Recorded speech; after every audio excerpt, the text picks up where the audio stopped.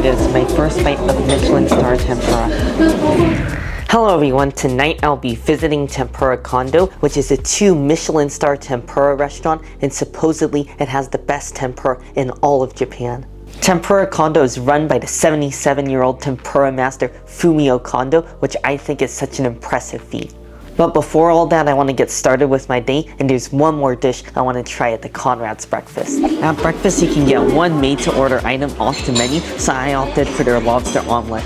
I saw that on the Google reviews for the Conrad, almost everyone raves about how good the lobster omelet is, so I had to try it out since I love myself some lobster. I got a little bit of the omelet as well as the sauce and the lobster.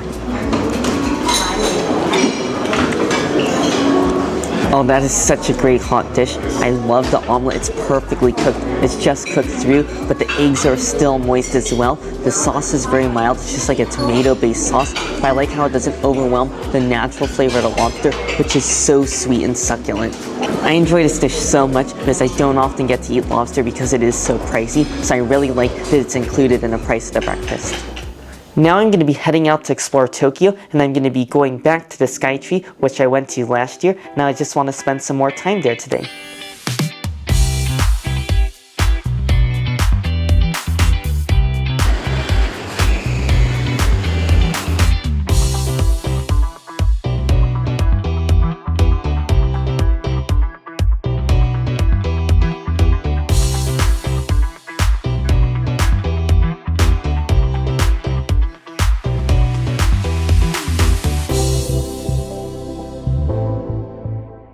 I just picked up my tickets here at the Skytree for the observation deck. They open at 10 a.m., so I got here exactly at 10 a.m. when they opened, but I still had to wait around 13 minutes, so this is definitely one of those places where you might want to get here a few minutes early. I was able to get reservations for 10:30, so let's head to the top now, where I can get the highest views in all of Tokyo.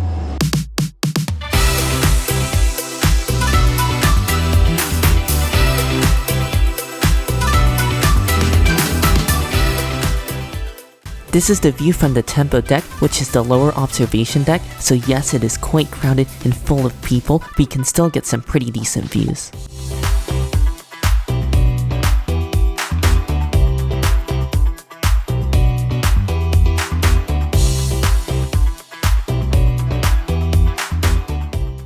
Next, I headed up to the top deck, and this was a lot better since it was much less crowded.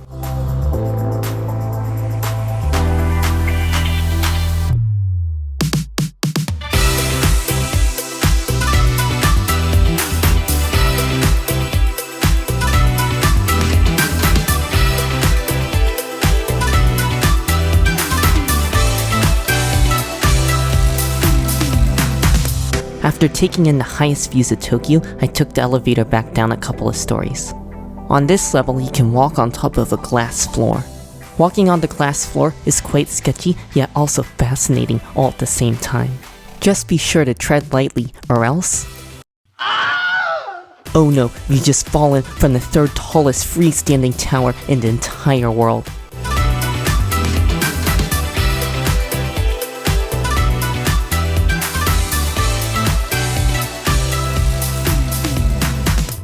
After exploring the observation deck area, I headed down to the Solomachi dining area for lunch. I decided to stop by this Okinawa specialty restaurant, which happens to be right across from the conveyor belt sushi restaurant that I went to last year. My food just came out, and I'm not gonna lie, I think I got a bit carried away since I got their largest set lunch. There's just a massive amount of authentic dishes, many of them I've never even seen before, so let's just dig into this. The first thing I want to start off with is the soba before it gets soggy. We'll have a sip of the broth.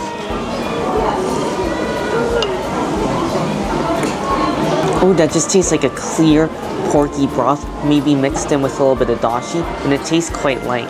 We also have a fairly thick slab of pork belly. That's delicious, you just can't go wrong with it. It just basically tastes like a typical chashu that you would get on top of ramen. The main thing I gotta try out are these noodles. Wow, that is incredible. I was not expecting that at all. This tastes completely different than your typical soba. The noodles themselves taste like ultra thick ramen noodles. In fact, they're almost the width of udon. They're borderline on that texture, and they have the really heavy and sort of sticky chewiness of ramen noodles. I think just as a whole dish, this just really reminds me of like an Okinawa style of ramen. It's definitely a lot lighter and also equally as flavorful as your typical ramen. So this already is an amazing dish. They have a lot of different soba sets here, so you definitely gotta try out their soba. Now I want to try out some of the more authentic dishes, and some of them I'm scared of a little. First off, we got a vinegar seaweed. That's actually a lot better than I thought it would be. This in some odd way feels kind of comforting, and the flavor of it is very rich and vinegary, almost like it's just been soaking in salad dressing in a way. So that's the only reason I'm not a big fan of it, because I don't love vinegar. However, there's no fishiness at all, and the seaweed taste itself is incredibly mild. So if you really like a cold, refreshing, vinegary salad, you'd probably really like that. Another interesting looking dish are these sea grapes, and I've only ever really seen these in Japan.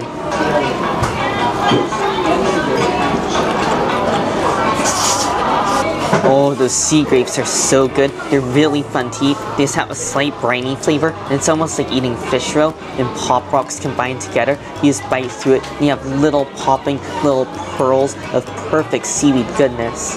Now I'm gonna go for the most intense dish that I think a lot of foreigners wouldn't try. This is their salted pork innards, and it looks like there's a little bit of stomach and intestine in here. The smell itself is actually quite mild. It just honestly smells like chashu. Sort of smells like that soba, so it actually might be quite tasty. Here it goes. Wow, those pork innards were actually way better than I thought they would be. In fact, I ate almost the whole thing, and I kept trying all the different ones and kept going back for more because it was so tasty. It was very simply flavored, just tastes like a little bit of salt and pepper, but the quality of the meat really shines through. I'm guessing they soaked the innards for hours in water, so it really takes out all the strength and power and flavor of the innards, so it really just tastes like regular pork. Since there was a variety of innards, you got a variety of textures. A lot of them just taste like thin strips of pork meat, a little bit fatty, but mostly lean. And then other pieces taste a little bit more chewy, while other pieces tasted more gelatinous. You know, if someone blindfolded you and gave you a bowl full of those salted pork innards, you really wouldn't know, because it just tastes like a tasty stir-fried pork dish. Now I'll be trying out some of the cold sides. One of them looks like a soft tofu. Oh, that is so nice. That one is just like a silken tofu soaked in a sweet soy sauce. And the tofu in Japan just has so much more flavor. It really tastes freshly made because you really just get that natural and fresh sweet soy milk flavor. There's also this mysterious translucent dish. It sort of looks like jellyfish to me. That is jellyfish. It just tastes like a Chinese-style jellyfish salad. It's really refreshing. So you get a mixture of soy, vinegar, and a little bit of sesame oil. And the textured jellyfish is really satisfying to bite into because it's crunchy and juicy, almost like a cucumber. We also have another slab of pork belly, similar to the one that was in a soba, but this one looks like it has some sort of thick sauce. Oh, that is incredible, but it's so heavy and so dense. It's just a huge slab of like pork fat with a little bit of meat, so it's really heavy and buttery tasting, and it's cooked in a sweet soy glaze, which I notice is really common in Japanese cooking.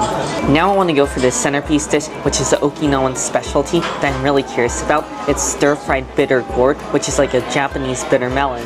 It's stir-fried with a little bit of carrots, onions, pork, and tofu, so I'm really curious about this bite.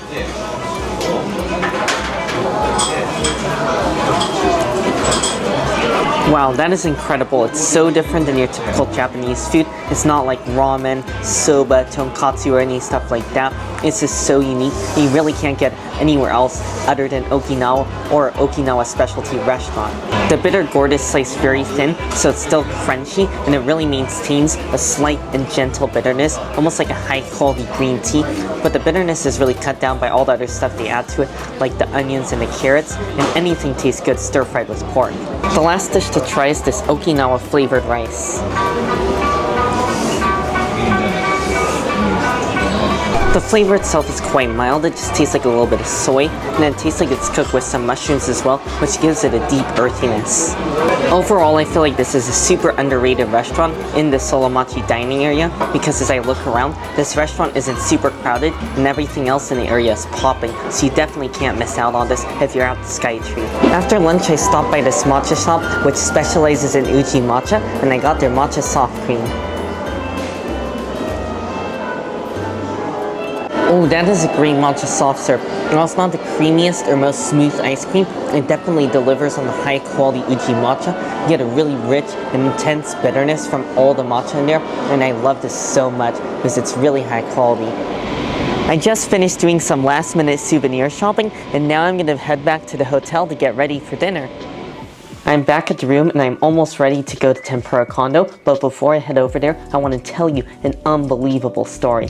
Tempura Kondo was one of former Prime Minister Shinzo Abe's favorite restaurants. So on one occasion when President Obama was visiting Japan, Prime Minister Shinzo Abe wanted to surprise him with a special meal, so he wanted to take him to Tempura Kondo. Legend has it is that they both showed up to Tempura Kondo and without making any reservations in advance, and Tempura Kondo is famous for being a reservation-only restaurant. So despite their status, Chef Kondo still denied entry to them since he didn't want to cancel any other guest bookings that they had made well in advance. All of this makes Tempura Kondo feel like a very exclusive and slightly intimidating restaurant, so hopefully I'm still able to film there. Let's head over there now because this is my most anticipated meal of my entire trip.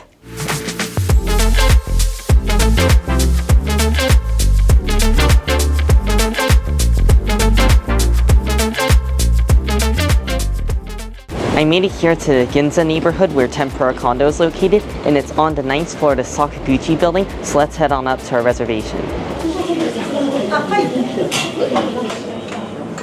To start out, before we get our tempura, we have an appetizer, which is Japanese tofu.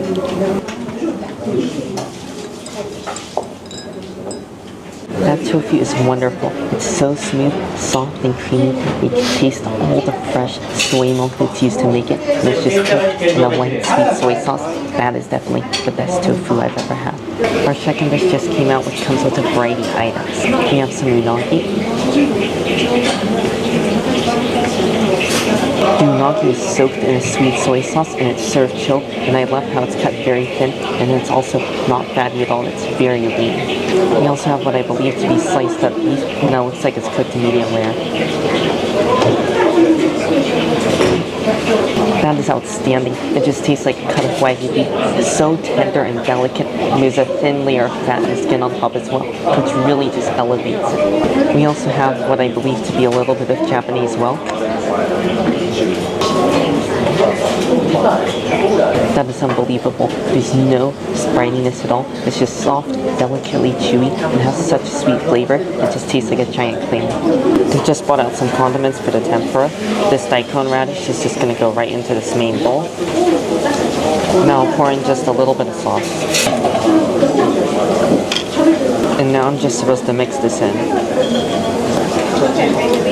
They also have a little bit of salt that you can dip your tempura into. She just served my first piece of tempura, which is this scallop, and I'm supposed to add a little bit of wasabi and salt. Here it is, my first bite of Michelin star tempura.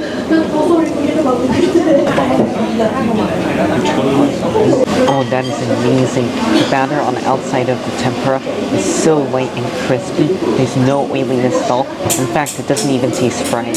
That is also the most tender scallop I've ever tasted. It literally just melts in your mouth. And I think it's also because the way they cook it, it's almost like seared on the outside, since the inside is still rare, which really makes this such a luxurious dish. The next dish is sea bream, which is a fish, and this is going to be flavored with wasabi and salt again. Oh my, I am at a loss for words. That is the juiciest piece of fish I've ever tasted. The batter on the outside is so light and crispy, it just disintegrates in your mouth as you chew it. And then the fish is just so juicy, it's almost like biting it into a juicy melon. What's also worth mentioning is the wasabi they use is fresh wasabi, which is extremely expensive in Japan. And it has a much more mild and gentle flavor, so it's not really spicy at all.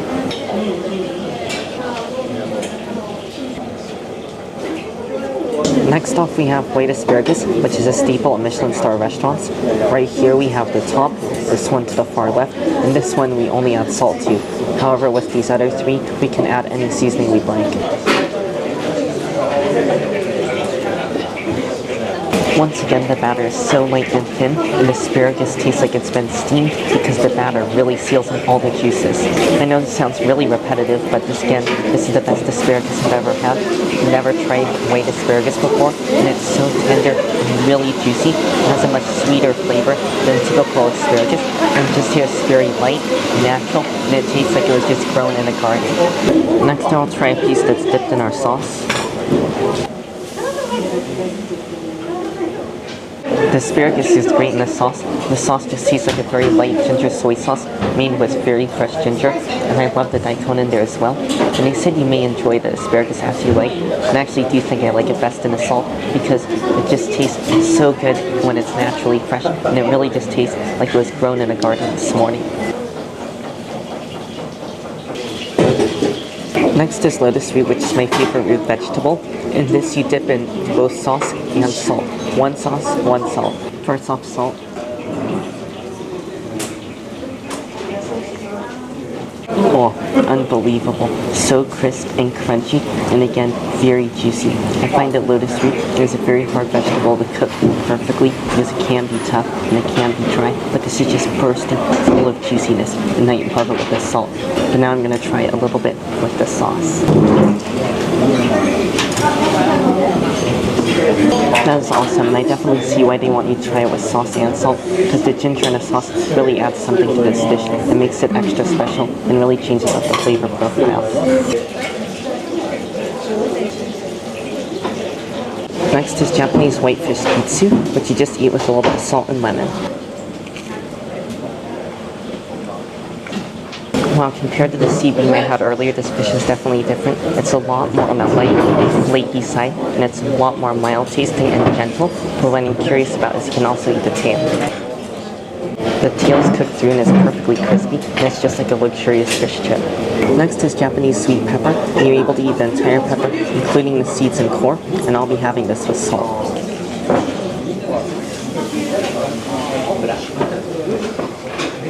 That is a really nice pairing of the course. The pepper is crisp and very light and refreshing almost in a way. It has such a very mild flavor, just very gently sweet, but one of the most mild tasting green peppers I've ever had. Also extremely tasty. Next is okra, and I'll have this one with salt. That is unbelievable. They managed to do the impossible. They made okra not slimy, which is crisp and crunchy on the outside. Inside is just so soft and delicate, almost similar to the texture of the sweet green pepper. Next we have squid, and this just looks like the main body of the squid without any of the tentacles. The squid really couldn't be any better. It's cut so thick, and it's also very tender and perfectly cooked, and it's so fresh. It really doesn't taste like seafood at all. In fact, I can barely even tell it's squid since it tastes like it's come just out of the water. Next we have fresh baby corn. The baby corn are only supposed to have a salt, so I added very little.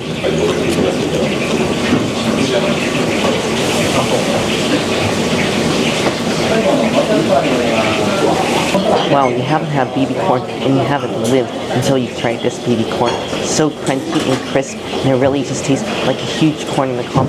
It's just been shrunk down into a mini version and then deep fried, golden brown, crispy, and just with a little bit of salt. I believe the end is near. This is the onion, and we're only supposed to have it with sauce.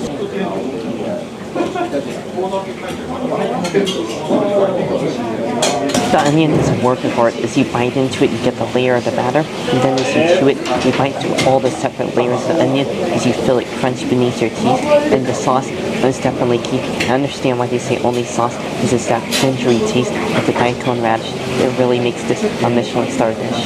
This is anako, which is sea eel, and it's actually my favorite type of eel. At this point, I'm starting to get really full, but I think I can keep on going.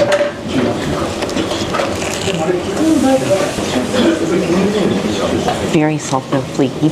I love the flavor of the naku. It's so sweet, and it almost reminds me of a fried codfish. Now for a final dish, which is the tempura sweet potato, and this is their signature item, and I'm really happy that they have it since it's also seasonal. This one must be incredible because they serve no sauce and no salt, so you're only supposed to taste the natural flavors. This takes 40 minutes to cook since they're trying to imitate the taste of a roasted sweet potato, so here this goes.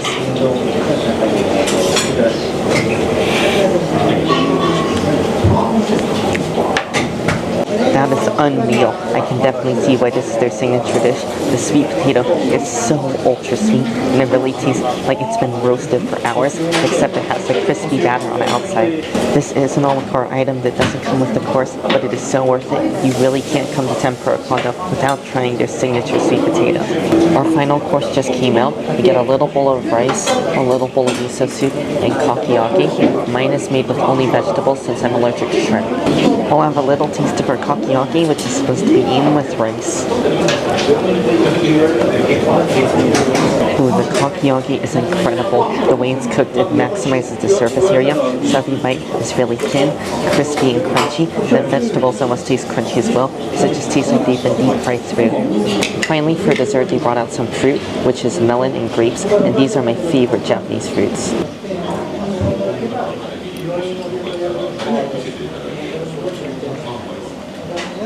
The grapes are the shiny green muscat grapes that I love so much, which are the best grapes you'll ever eat in your entire life.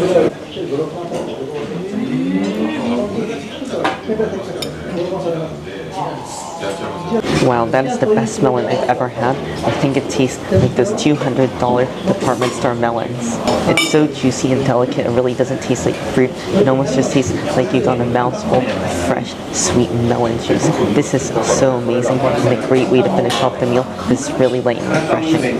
What a feast of a meal that was. It was such an honor to be served by Chef Kondo himself. This is clearly one of the best meals I've ever had in my entire life. Everything from the ambiance to the experience of being served by Chef Kondo and the delicious food. I'm actually really shocked that I was able to film there. I'm so grateful that they let me film my dinner because it is really uncommon for a Michelin star restaurant to allow such a thing. Because of that, I was so nervous to film this, so sorry if some of the angles didn't turn out so great. I know some people will say the sweet potato is their favorite, but for me, I really can't choose a favorite because everything was so fresh. I mean, all the seafood tastes like it was just served live out of the ocean, and all the vegetables taste like they were plucked straight from the garden and then thrown into the deep fryer. I will give a word of warning. They have 3 dinner courses. They have the smallest course, the medium course, and a large course, and I ordered the medium course, but for me, it was just too much food, and this is the most full I've felt in my entire life. I definitely recommend getting the smallest course so that you don't overeat, and I felt really bad since I wasn't quite able to finish the rice dish just because it was such a heavy amount of food. However, I was able to finish everything else. If you're all in Tokyo and you're looking for an expensive meal to splurge on, this is definitely it because it is a once-in-a-lifetime experience, and as long as I live, I will never forget this meal. I was so full after dinner, I walked all the way back to the hotel and then back from my last day in Japan. This was such a wonderful trip full of memorable moments and lucky experiences. Thank you to everyone that followed along with me on this Japan series, but it's not over quite yet. I'll be having 2 more flight review videos, and then I'll post 1 grand finale video that you will not want to miss out on. Anyways, I really hope you all enjoyed the video. Make sure if you did to give it a like, and also make sure to subscribe, and I'll see you in the next one.